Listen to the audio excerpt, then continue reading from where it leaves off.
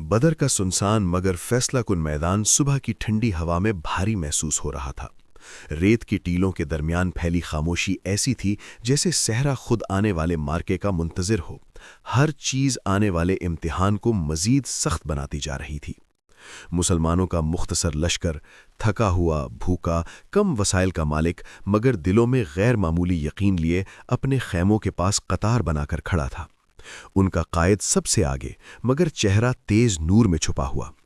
دور افق پر اچانک دھول کی ایک دیوار اٹھی۔ قریش کا لشکر 3 گنا بڑا، گھوڑوں کی ٹاپیں، زرہ بختر کی چمک، نیزوں کی قطاریں اور بلند ہوتے ہوئے پرچم صحرا کو لرزا رہے تھے۔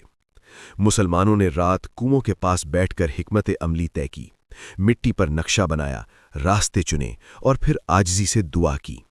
اسی رات بارش نازل ہوئی، مسلمانوں کے قدموں کے نیچے زمین مضبوط ہوئی، جبکہ دشمن کی طرف دلدل بن گئی۔ یہ پہلا اشارہ تھا کہ معاملہ صرف تعداد کا نہیں۔ صبح ہوتے ہی میدان میں 3 جری مسلمان سپاہی آگے بڑھے۔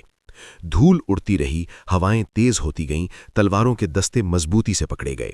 پوری وادی ساکت ہو گئی، جیسے فضا بھی ان مقابلوں کے نتیجے کا انتظار کر رہی ہو۔ پھر وہ لمحہ آیا جس نے فیصلہ بدل دیا۔ آسمان سے صاف دکھائی دینے والی روشنی کے ستون نیچے اترے۔ کوئی شکل نہیں، کوئی پروں والی مخلوق نہیں، صرف ایسی ناقابل برداشت سفید چمک جس نے دشمن کی صفوں میں خوف برپا کر دیا۔ دشمن کے بڑے سردار ایک ایک کر کے زمین پر گرے، کوئی اپنی تلوار چھوڑ کر بھاگا، کوئی گھوڑے سمیت آندھی میں گم ہو گیا۔ لیکن فتح کے بعد کوئی جشن نہیں، مسلمان خاموش تھے، تھکے ہوئے مگر پرسکون۔